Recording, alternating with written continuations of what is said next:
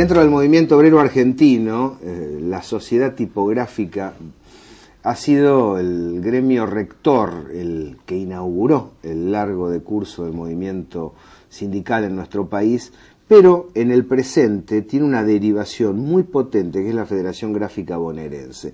Por eso, para entender lo que el ayer y el hoy tiene de trascendente en el movimiento obrero argentino, hemos invitado al secretario adjunto de la Federación Gráfica Bonaerense, que está viviendo momentos muy intensos en el presente y tiene mucho para decirnos sobre lo que ocurre en su sindicato, pero también lo que ocurre en la nación toda. Esto es Mesa de Periodistas, programa especial.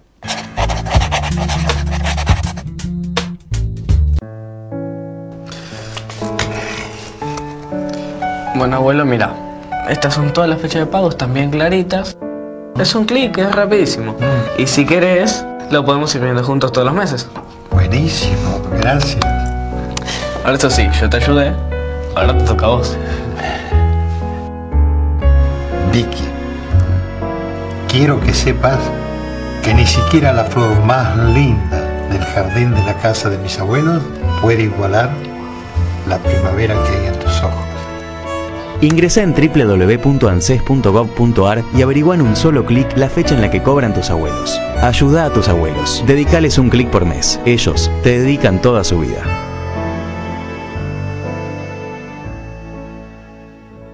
Provincia Leasing le ofrece una herramienta financiera para actualizar o adquirir los bienes que su empresa necesita. Llámenos al 4338-2200. Provincia Leasing, una empresa del Grupo Banco Provincia. AMEMOP, desde 1935 al servicio del empleado público de la provincia de Buenos Aires y desde 1993 abierta a toda la comunidad. Idoneidad, honestidad, trayectoria, algunos de los motivos por los que AMEMOP es su mutual. AMEMOP, 53 número 767 entre 10 y 11, teléfono 483-9269. AMEMOP. ¿Qué tal, Héctor? ¿Cómo te va? Hola, ¿cómo te va, Gabriel? Bien, bienvenido a la Mesa de Periodistas de La Señal. Vienen de una asamblea importante, ¿no? Sí, el día viernes hizo una asamblea para elegir la Junta Electoral y la consideración de las memorias y balance del gremio. Fue el día viernes a la tarde, se hizo en el Salón Felipe Vallese de la CGT y hubo una participación muy numerosa de compañeros, alrededor de 600 compañeros entre activos y jubilados. Sí. Vale la pena señalarle el vigor con el correr de los años de la lista verde, ¿no? El otro día estaba viendo los antecedentes, la primera victoria en los 60, la intervención, la lucha contra la intervención, el retorno de Raimundo Ongaro, la puesta en marcha de las nuevas movidas de jóvenes en el sindicato, el surgimiento de la juventud, toda una trayectoria que va desde el momento revolucionario más interesante de la Argentina en los 60, antes del conocido en la actualidad, hasta este presente de desarrollo industrial y la lista verde y la Federación Gráfica acompañando, ¿no? Sí, muy rica la historia de la lista verde. Primero porque, bueno, surge en el gremio ganándole a las listas socialistas en el año 1966. Pero rápidamente, digamos, la Federación Gráfica, conducida por la lista verde, tiene un protagonismo muy importante dentro del movimiento obrero, porque hay que pensar que menos de 2 años, en marzo del 68, Raimundo Ongaro, que era secretario general del gremio, pasa a ser secretario general de la CGT. Claro. Que bueno, se denominó CGT de los argentinos, pero que ganó el Congreso normalizador y era la conducción legítima. En esa época en donde había, digamos, que enfrentar a un sector muy colaboracionista de la dictadura de Onganía, y creo que fue una gesta muy importante de ese núcleo de organizaciones sindicales. Y bueno, y más importante es lo que vino después, ¿no? Porque la CGT de los argentinos fue motor de muchas de las puebladas que vinieron, de Rosariazo, Tucumanazo, porque creo que, bueno, planteaba un eje de convocatoria que era mucho más amplio que el movimiento obrero, ¿no? Es decir, fue una convocatoria a distintos sectores de la sociedad en torno a la definición de un programa como fue el del 1 de mayo de la CGT de los argentinos, que planteaba, digamos, toda una transformación político y social. Y que hoy mantiene vigencia también ese programa para ser analizado y debatido. Hay alguien que está habitualmente detrás de las cámaras, que es nuestro productor Daniel Glaspiguen. ¿Cómo te va? Le damos la bienvenida a Capanga. ¿Cómo andás, Daniel? ¿Cómo estás, Gabriel? Hola, Héctor. Hola. Vos sabés que Daniel es de Atlanta, ¿no? Porque Sí, no lo dice habitualmente en pantalla. No es el momento para decirlo, para el momento de Atlanta, no el momento del programa. Encima se anda quejando que si por decreto los van a devolver a la B Sí, metropolitana. estamos entre los cuatro. Pero vos querías hacer una pregunta. No, una pregunta, una observación, es relacionar a Héctor y a la Federación Gráfica con el periodismo, porque la historia rica que hereda la Federación Gráfica y que hereda a Michetti, por supuesto, también como conducción, como parte esencial de la conducción actual, es aquella herencia histórica del periodismo en la Federación Gráfica, en la CGT de los Argentinos, claro, con grandes periodistas que han tenido sus lugares de redacción en el propio edificio histórico de Paseo Colón, ¿no? Sí, sí, allí ha trabajado periodísticamente Rodolfo Walsh. Rodolfo Walsh, ¿no? Berbisky, García Lupo, es decir, una cantidad de periodistas que muchos de ellos, bueno, hoy siguen escribiendo, pero digamos, en aquel momento lo interesante fue que vieron que había una necesidad de una herramienta de difusión que estuviera en manos de no solo el movimiento obrero, porque reafirmo esta idea de que la convocatoria de la CGT argentino iba mucho más allá. Era el planteo de un sindicalismo de liberación que tenía que abarcar distintos aspectos de transformación de la sociedad. Y bueno, un poco el periódico ese fue una experiencia muy interesante. Decías difusión.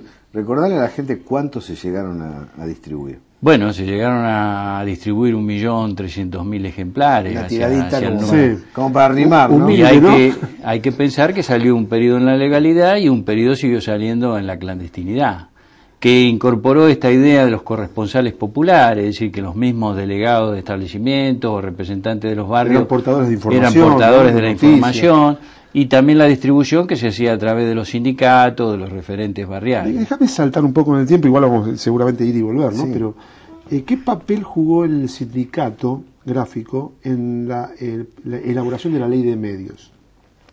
Bueno, nosotros allí vimos que era muy importante el compromiso de las organizaciones sociales y bueno, yo recuerdo que con Gabriel hicimos una de las primeras encuentros de estos famosos encuentros que se realizaban para los foros, para instalar el tema, que era muy importante. Y bueno, lo interesante de todo esto es que algo que parecía lejano o ajeno a los trabajadores, al pueblo en general, lo fuimos metiendo como que era un tema de interés y jugaba un papel muy importante el hecho de poder acceder a los medios, que no era tan relativo como pensaban los compañeros. Hicimos una cantidad de reuniones, participamos en las movilizaciones activamente y bueno, y tuvimos la satisfacción enorme de que eso fuera aprobado. Y aparte ustedes son protagonistas y parte de algunos medios, ¿no? Medios populares. Por supuesto, sí, los trabajadores gráficos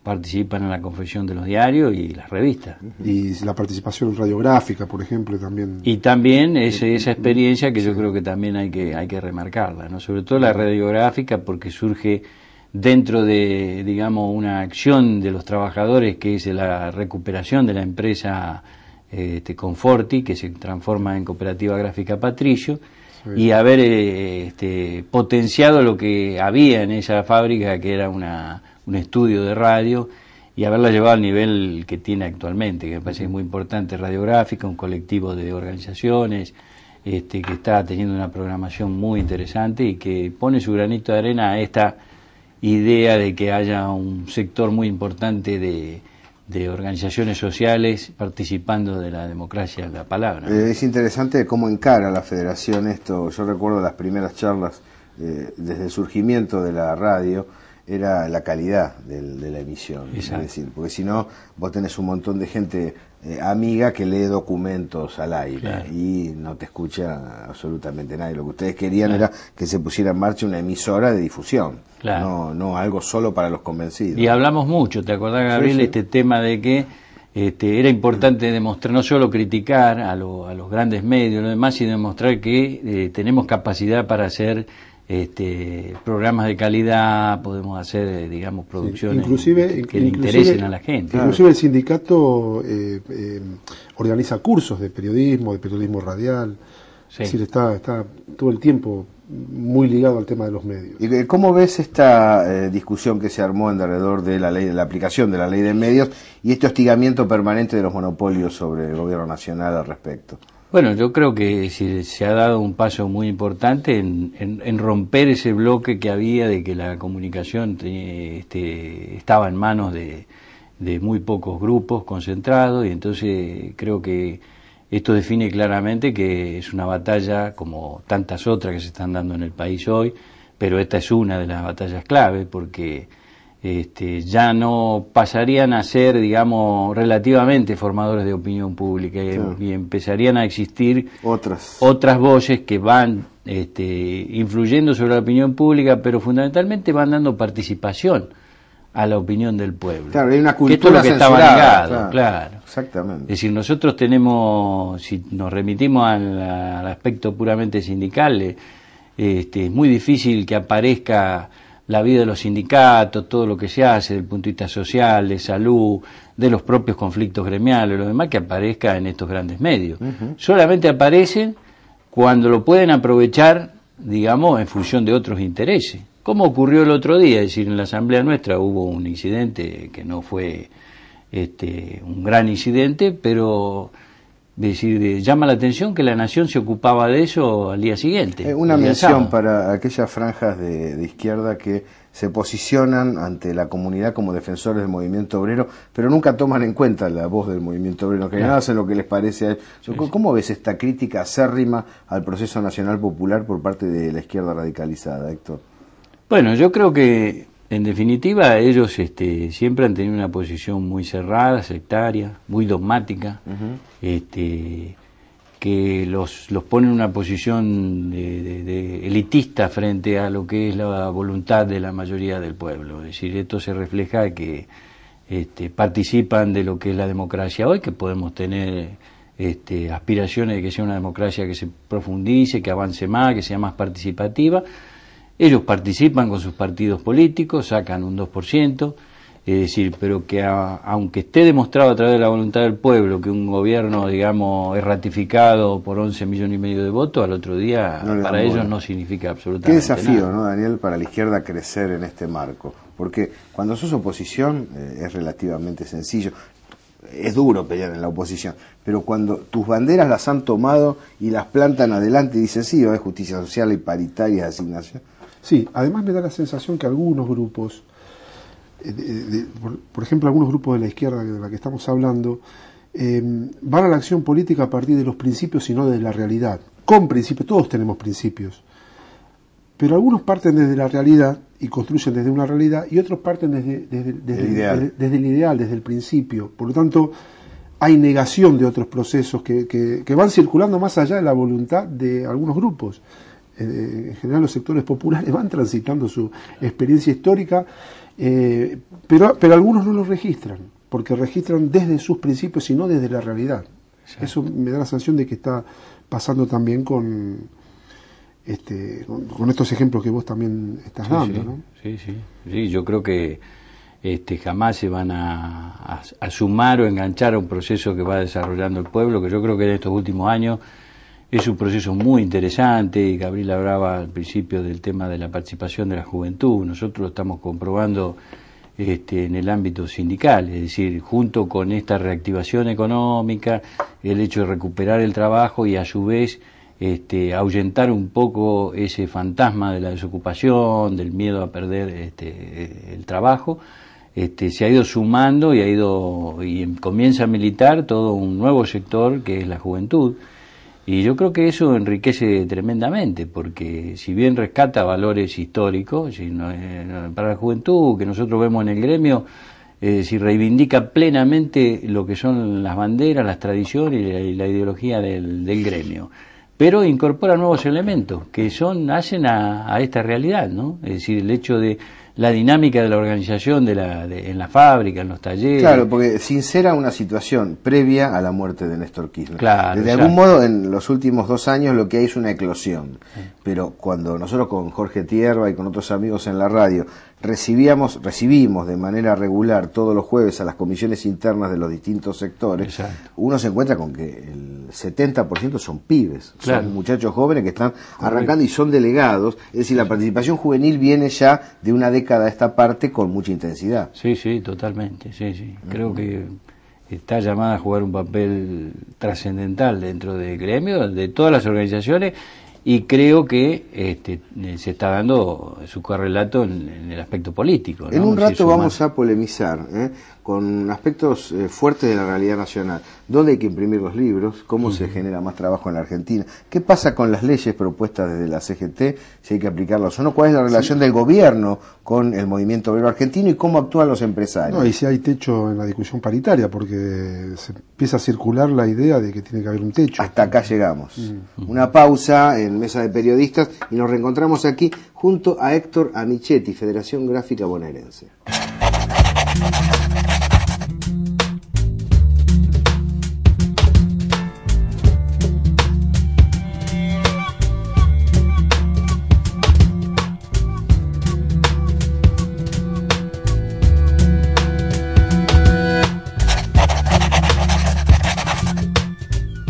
Seguimos en Mesa de Periodistas, una producción de la Señal Medios y de Integra TV.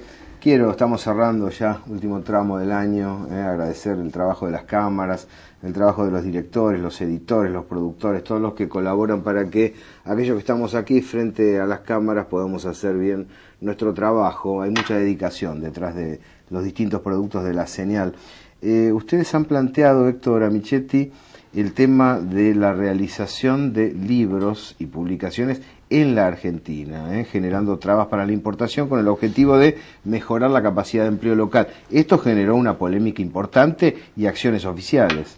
Sí, este es un tema que lo venimos planteando prácticamente desde la recuperación de la democracia, ¿no? Es decir, hemos trabajado en el Parlamento mucho tiempo por la aprobación de una ley del libro, y hemos sobre todo dado batalla con esta cuestión de los libros que vienen del exterior, que entran libres de arancel en función de la llamada libre circulación de la cultura, que originariamente, digamos, significaba facilitar libros editados fuera del país, facilitar el acceso para, por supuesto, aportar a la cultura nacional. Pero con el tiempo se fue deformando y terminando en una cuestión comercial. Entonces terminamos con libros editados en Argentina, inclusive libros de textos escolares que hoy se están haciendo en China. Y están entrando libres de arancel. Entonces lo que nosotros hemos planteado claramente es que hay que poner igualdad de condiciones. No puede ser que estemos subsidiando industria gráfica extranjera. Es decir, que si no paga impuesto el libro que viene de afuera, por supuesto tendría que estar exceptuado del IVA todo el proceso de producción del libro dentro del país. Bueno, pareciera ser... La presidenta dio respuesta. Exacto, creo que hay una cuestión muy importante. Esta prédica, este planteo nuestro, fue tomado en estos últimos tiempos, primero por la Secretaría del Ministerio de Industria, Débora Giorgi, y empezó a estudiar con claridad qué significaba quitar el IVA a toda la cadena de producción del libro en el país, y entraron a comprender de que recuperábamos una producción importante y que esa exención era reemplazada por mayor, digamos, recaudación a partir de la producción y de la venta del libro. Entonces, realmente para nosotros fue una gran satisfacción que el otro día la presidenta lo haya planteado como un objetivo, el hecho. El año pasado se consumieron en el país 78 millones de libros, 60 millones se hicieron fuera del país. Es decir, realmente es algo que hay que resolverlo. Y como elemento encabalgado con eso, trabajar para que el Estado, cuando tenga que adquirir producción, lo haga primero en fuentes argentinas, pero por otro lado que tome en cuenta las cooperativas. Bueno, en el caso, nosotros planteamos el caso particular de las cooperativas, porque entendemos que es un sector, digamos, que surgió prácticamente sin ningún apoyo, que levantó, digamos, persianas de fábrica, que hoy está produciendo y tiene capacidad. Nosotros hemos hecho un relevamiento reciente y por ejemplo entre las 18 cooperativas que integran la red gráfica, están en capacidad para hacer 2 millones de libros mensuales. Estamos hablando de 24 millones de libros al año con la tecnología que tienen hoy las cooperativas. Pensemos que si tuviéramos ese mercado con posibilidad de tomarlo, podrían también incorporar nueva tecnología que le está haciendo mucha falta. Es que a veces no se sabe, no se conoce que las cooperativas en este último tramo han incorporado tecnología de primera calidad. Sí. Y están en condiciones de competir en la mejor situación en la elaboración de revistas, de diarios y también de libros sin ningún tipo de dificultad. Porque a veces se piensa que lo que se está pidiendo es darle una mano a la cooperativa.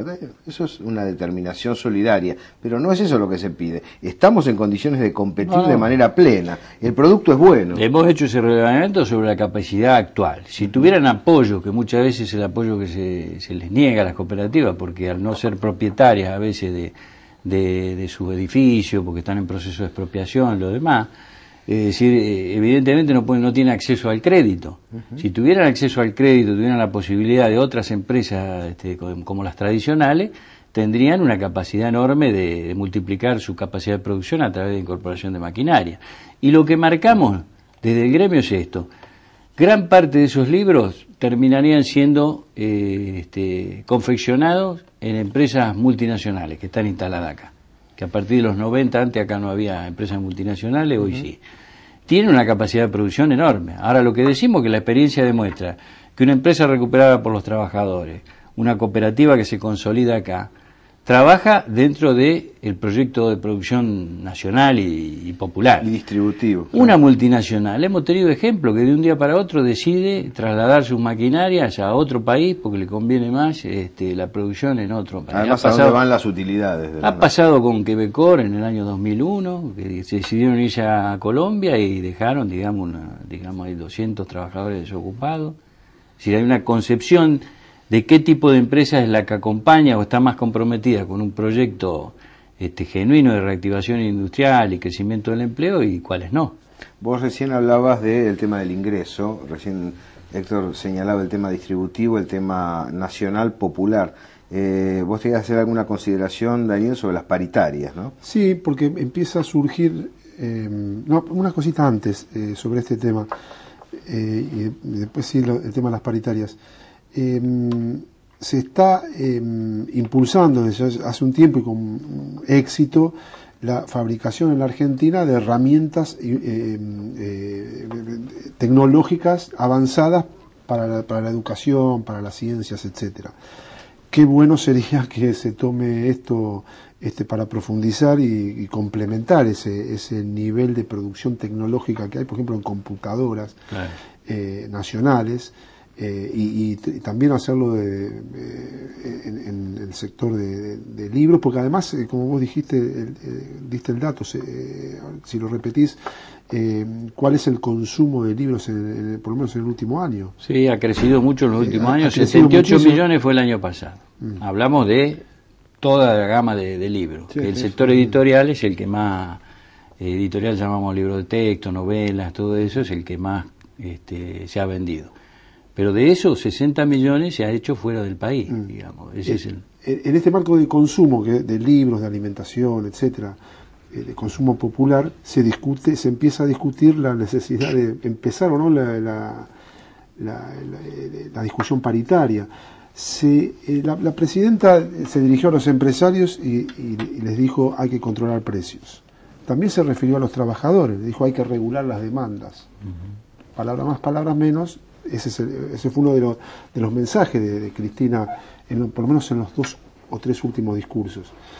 Y por otro lado empieza a surgir la discusión acerca de cuándo y cuánto se discute en paritaria. ¿Vos cómo ves este proceso de discusión? Mira, yo en principio lo que te diría es que es muy importante que el movimiento sindical un poco se ponga a la vanguardia de este proyecto estratégico que está planteando el gobierno, porque estamos hablando primero con una visión integral de qué país, hacia qué país avanzamos. Este plan industrial 2020 y el anterior del agro, de agroalimentario, digamos, plantear una cuestión estratégica que se asemejan a aquellos planteos del plan quinquenal del gobierno peronista, los planes quinquenales. creo que es muy importante que el movimiento obrero entre en línea con eso, porque así como tuvo sus programas históricos donde el planteo no pasaba exclusivamente por las reivindicaciones laborales, el salario, los convenios, sino que pasaba por la tenencia de la tierra, pasaba por la cuestión de los monopolios, pasaba por la cuestión de la banca nacional o la banca extranjera, el sector financiero. Hoy es muy importante jugar un papel fundamental dentro de eso. Es decir, esa tiene que ser la estrategia central del movimiento obrero. Dentro de eso está la estrategia salarial, porque si nosotros avanzamos hacia un proyecto estratégico de pleno empleo, por supuesto que siempre vamos a tener mejores condiciones para discutir el tema salarial y algo más que el tema salarial, porque hoy se plantea el tema de la participación en la ganancia, yo digo también participación en la propiedad, que son cosas superadoras. Hay una polémica ahí con el gobierno. Claro, no tendríamos que tener techo para eso, en la medida que seamos un sector de poder que todos los días saca la producción, que planteemos un proyecto de pleno empleo y que la relación de fuerza va a indicar de que el movimiento obrero ahí no tendría por qué tener límites. Es importante esto, porque muchas veces se dice, bueno, hay que apoyar.